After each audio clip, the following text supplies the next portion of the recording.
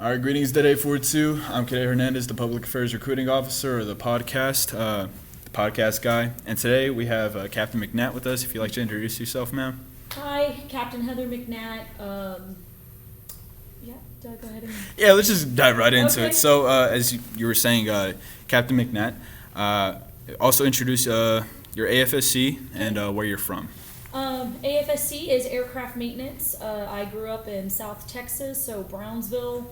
Went to Texas A&M University for college. Graduated in 2017. Then got stationed. My first station was at Dyess Air Force Base in Abilene, Texas, where I was assigned to the B-1. From there, I was there for 3 years. Then I PCS to Travis Air Force Base in between Sacramento and San Francisco, California.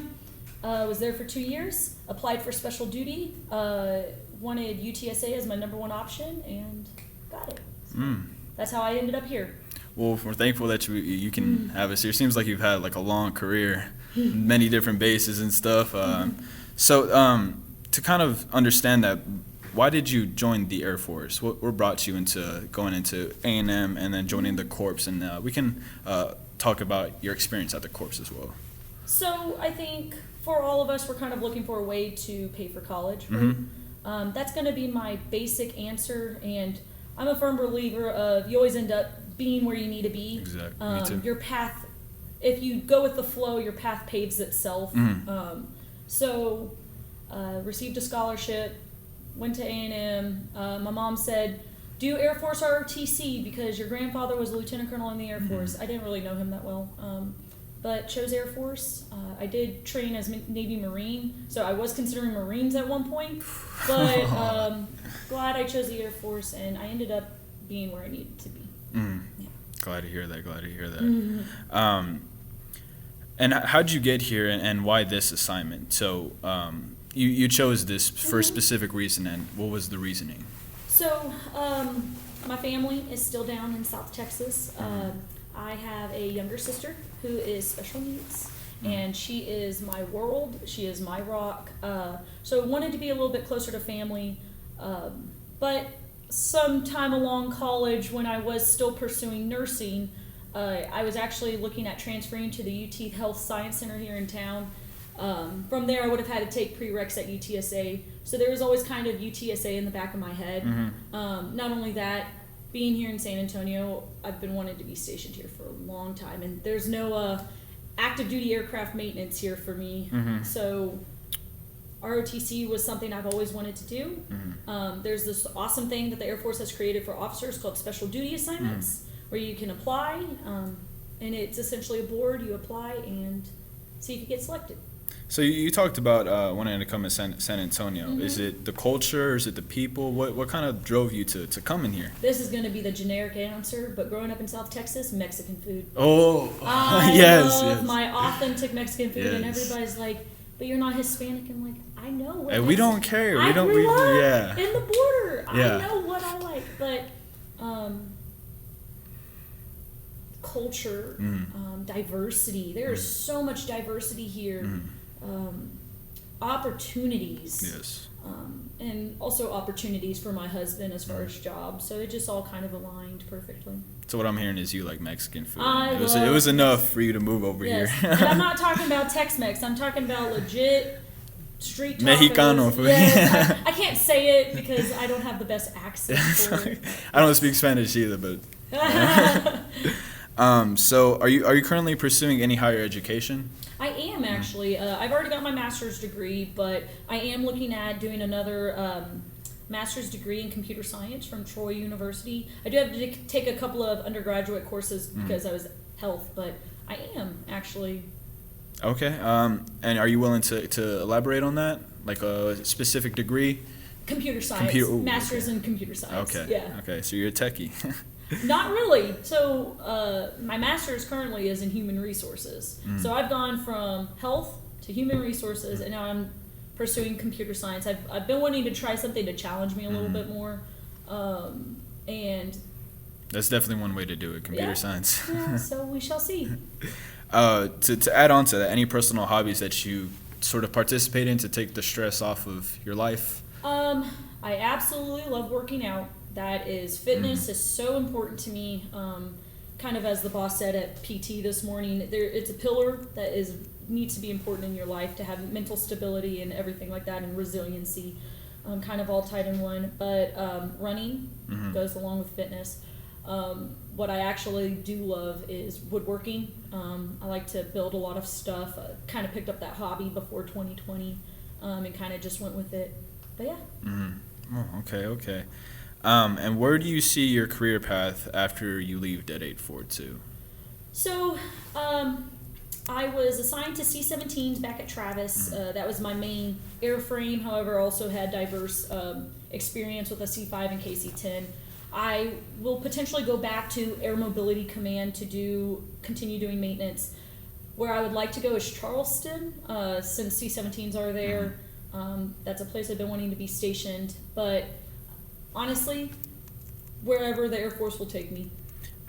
So as far as career time or how much time you want to serve, what are you looking at? The full 20? So this is going to be a long answer to your short question. But I'm saying this because I want cadets to know that you reevaluate your life every so often, right? We have this thing called commitment. And when you come from ROTC, depending on your job, you have usually a 4-year commitment. I thought I was going to be up at 4 years. My moving timeline came up at 3. So the assignments team was like, hey, I need to know if you're getting out or if you're moving. Looked at my husband. We decided, hey, we're going to move. So from there, I accrued 2 more years from the moment I moved. And then from there, this popped up, this opportunity, and I'm accruing more time. So at this point in time, I want to do the full 20. Okay. At first, I did not. Kind of had a difficult road.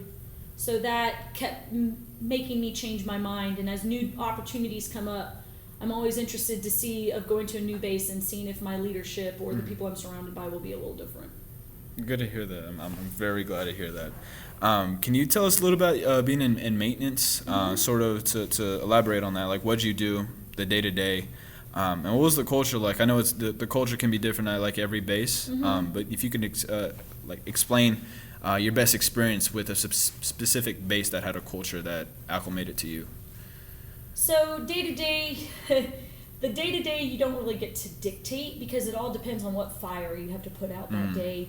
And so that's going to be a short-term answer to that. It's filled with a lot of meetings. As aircraft maintenance, you're really paid to be able to articulate issues that are going on with the planes, and you're more of a manager. I'm not the one physically working on the plane, even though I do get out there with my NCOs and my airmen a lot.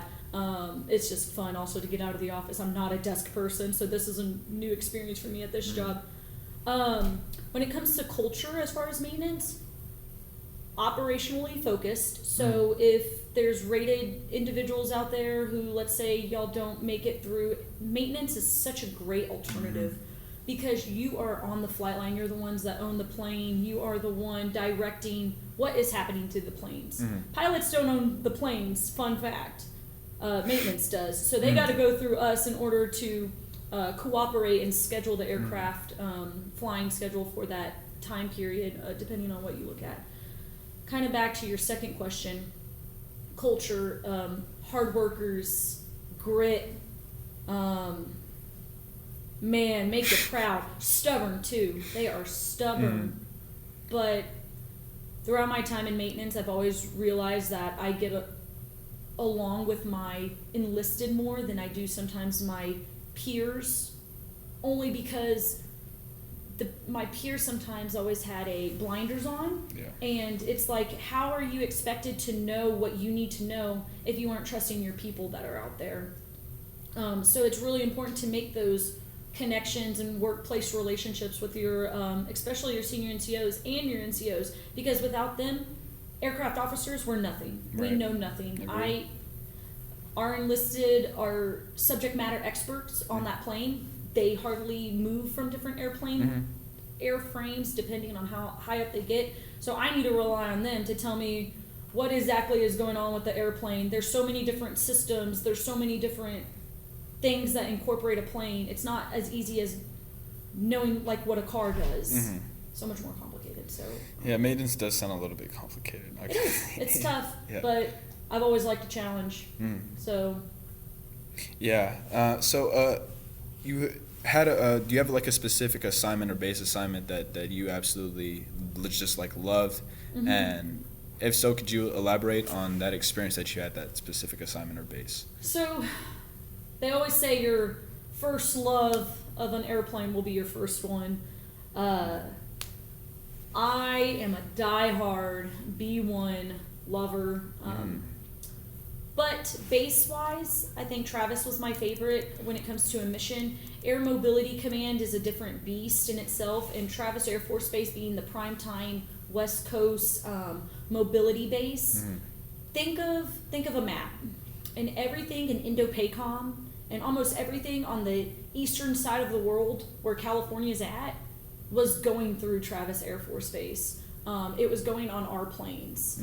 One big thing that I did partake in was the Afghanistan evacuation. At that time, that's when I was assigned to the C-17s. 12 of my 20 C-17s were deployed to help evacuate out of Afghanistan. And so we were getting almost everything we could, pallets, cargo straps, materials for the individuals. We were flying up to 400 to 500 people in that plane, and that it's not built for that. So being a part of real world operations like that is pretty awesome. That sounds really amazing. Not gonna lie, it sounds like a rare opportunity to have as a military personnel. So you spoke about working with enlisted. Did you have any previous senior NCOs or an officer that you that took you under their wing? And if so, how? I had many. Many? Many. Okay. Because, like I said before, without them, I would be nothing. Right. I need their knowledge. Absolutely. My very first one, she is now a chief out of Little Rock on C-130s. Her name was Senior Master Sergeant Ellsworth at that time. She was my lead production superintendent, and she took me under her wing. I knew nothing about flying schedule. I knew nothing about aircraft maintenance. She helped me to know what I needed to know. And then over at Travis, you switch to a new airframe, you do have those ones that take you under their wing, teach you what you need to know. But back to the relationship side of that, it is so important to me to have a relationship with a maintenance group is big. It's probably a good chunk of your base, depending on where you're at. And it was always so important to me. Each new flight I moved to, I've had 6 different jobs in 5 years. So we move a lot. And each new location, I made it a point to make relationships with people because anytime something came up, you saw me on my phone texting them, hey, Master Sergeant so-and-so, can you please tell me about what's going on? Because we need to make sure we have the answers for the group. And the colonel's going to be asking. And I want both of us to look good. Right. So really, really important to me. So, do you have any like officer like horror stories, if that makes sense? Like, just something that just went completely off the rails that you would like to talk about, and like your experience with that, and like how you overcame that obstacle. You asked if I knew any stories, and so many come to mind because the thing about the maintenance culture is you're thrown to the fire. My very first commander, he had this tactic of making me he taught me how to have a backbone, essentially, because I was very, very timid around making the decisions. I knew what decision I needed to have, but he always told me, get your fangs out, Colonel Hansen. But anyways, as far as a situation that went completely wrong, I would say I'm going to probably divert to my very first flight. So it was called Age Flight, aerospace ground equipment. So all the stands and stuff that you see that are near aircraft, we took care of that essentially. And we just kept having so many lost tools, which is not a good thing because you lose a tool inside of a plane. It's unsafe. But this particular week, not only a combination of lost tools, but also, I swear, we had 4 vehicle accidents within the span of 3 days. And that very first commander definitely called me up to his office and he said, at that time, no, I wasn't Glover yet, but he was like, Lieutenant McNatt, we need to get your flight under control. He used different Yeah, I think we can words. understand. Maintenance does use specific word choice a lot. But it came down to me and my senior master sergeant of the flight, and making sure that all the way down to our airmen, and granted this was a 125 person flight, my very first one coming out of college, you had to get that message down to the lower level. Like, you need to be paying attention when you are driving around. You're not only that, we also, that same, not an actual vehicle incident, but we had somebody who drove in between. So when a aircraft is taxiing, you usually have a follow me vehicle, which is somebody from the flight line in front, so that way the plane knows where they need to park, or the pilots know. This guy cuts right in the middle of them. Definitely got wing commander attention of the base. So just after that week, how I overcame it, working with my senior master sergeant, making sure we were on the same page, in step with what our decision was going to be, and how we were going to make sure that we weren't having that same issue. Not only that, how would that sustainability continue once we left the flight? So. Okay. Just utilizing your people and learning from your mistakes, essentially. Them learning from their mistakes. Okay. It's more of making sure you're in step with who your second in command is, as far as your enlisted counterpart, SEL, senior enlisted leader, and yeah. Okay. So what were your favorite and least favorite things about the work culture at your previous assignment?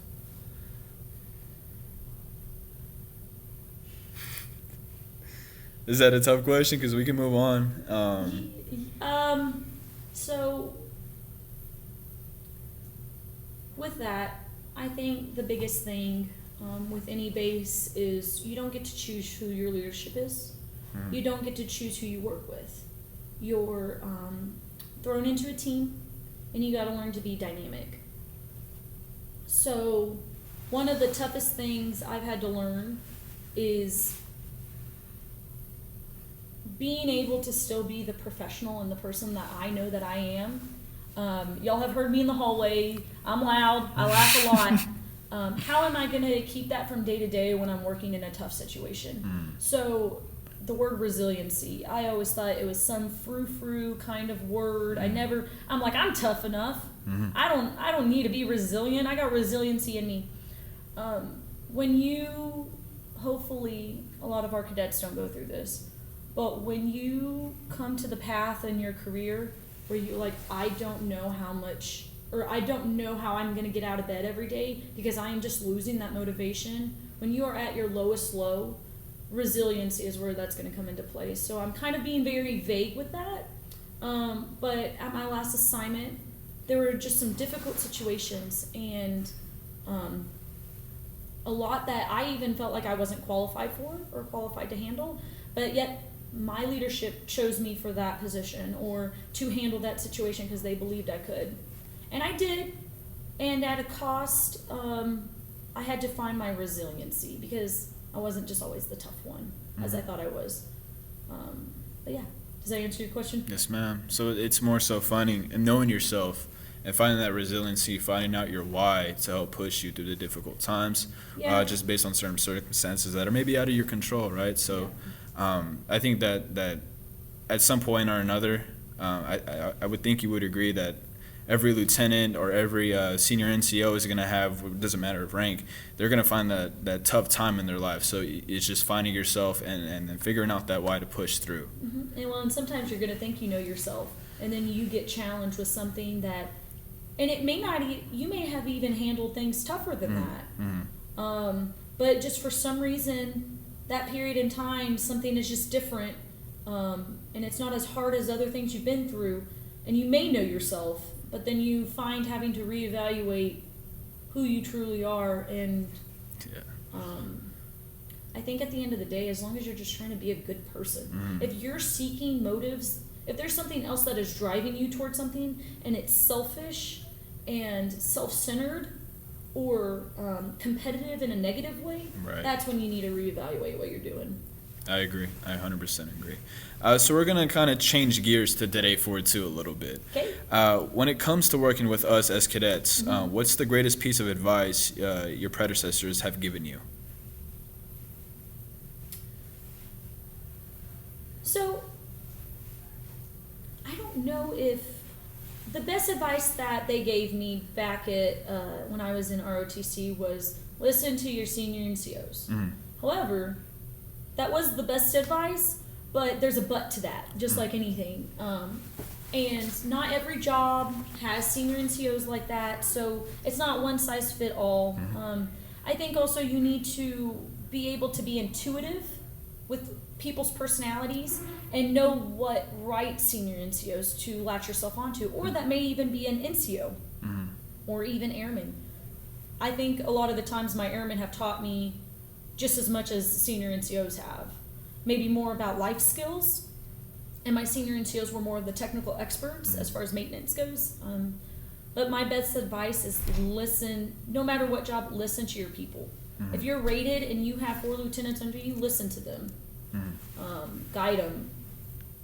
Don't think that communication goes one way up the chain. It goes both ways. Absolutely. And the moment that you are willing to sit there and get feedback and humbly, maybe your instinct is to get defensive, but listen to your people. They're telling you something for a reason. And then if they're not telling you, then there's probably something wrong with you. And that's why you have to be intuitive. So. Okay. I could definitely do something with that. I agree, because all we've been taught as as POC and even as GMC is learn your people, like be humble as well. And the first thing you want to get to do whenever you get to your assignment is just like know who your people are and take care of them. Right. Just it could be little conversations, like maybe you just walk into your somebody who's underneath you and like have a conversation. They're talking about their wife, and you just stick that in your memory, and like 2 weeks later, hey, how's your wife doing, or your dog, things like that. I think it's little things like that can really cheer up people's day, because I've seen it myself on putting a smile on their face that you remember something like that. Yeah, and you said 2 things: get to know your people and take care of your people. But you also don't want to, there's certain specific definitions to those as far as for my leadership style. And what I mean by that is getting to know your people. You mentioned having small conversations. I think that is important. But who is your inner circle? Who are the main 4 to 5 people you work with every day? Pull them into your office. Have a Friday afternoon where for once you're not talking about work. Get to know those people, because those people are going to be the ones you have to be in step with when it comes to making decisions. And you as the lieutenant are not going to be the one making all the decisions. You may be the one repeating it, but you guys need to be on the same page. And if you disagree, hash it out there, right? So get to know your people of your inner circle. Not only that, though, take care of your people. Sometimes people may want something, but that's not what they need. So taking care of people, in my definition, means giving them the honest truth and the feedback, and don't sugarcoat anything.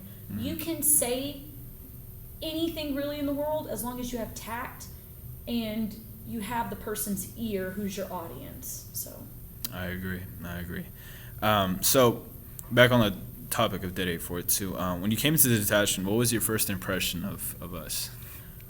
Well, this is the first week, so I think I'm still learning.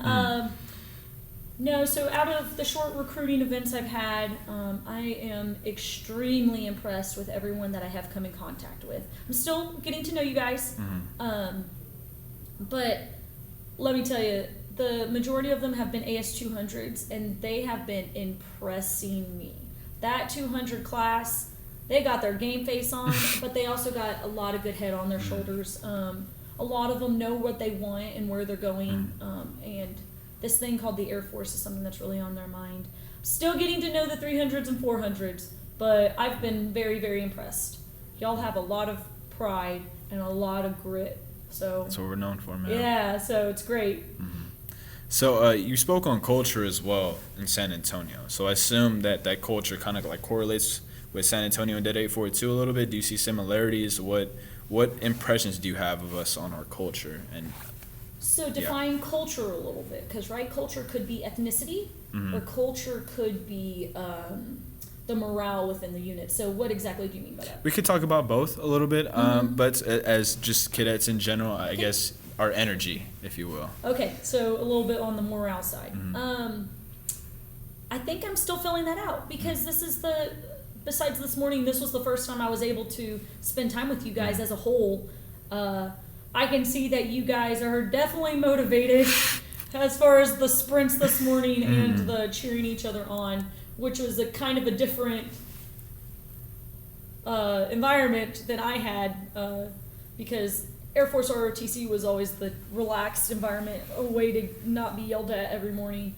So a little bit different, but as far as y'all's culture, y'all are extremely, extremely proud. Very, very proud of where you come from, and that is awesome to see. I agree. One thing we're known for is both our morale and how diverse we are as a detachment. Absolutely. Race, ethnicity, gender, all that good stuff. And I've seen other detachments, and they may be diverse. They're not quite as diverse as us, and I think that's what brings us together even closer as a detachment. So guess what? The Air Force is like that. Yeah. So if you're not used to looking at people who look different than you, or even talking to people, let's say, about sensitive topics, based on the way they grew up, then you better learn, right? But as far as you guys, you already know how to do that, and you accept each other for that. So we're reaching the 30-minute mark right about here, so we're going to just finish any closing statements. Is there anything you would like to share with the cadets at this detachment about yourself? Well, I've already said them loud, so you're going to hear my laugh down the hallway. I once had a nickname at my very first base called the Hackling Hyena. But other than that, I think not really about myself, but what I hope I portray to the cadets, and this is the main reason I wanted to be an ROTC instructor. You can be yourself and be an officer. You have to know a switch. You have to be able to be professional, and you can still be goofy, quirky, whatever your personality involves. Maybe you're intellectual and you're a little awkward with people, maybe not as social. That's okay. Don't force yourself to be something different. Be who you are, be a leader, and just be able to know what situation you're in and how you have to act, whether it's professionally or it's a time to relax. So I hope that I do show that and portray that to the cadets. Absolutely. That's one way to end a podcast. All right, DET 842, this is Cadet Hernandez with Captain McNatt, and with that, we're signing off.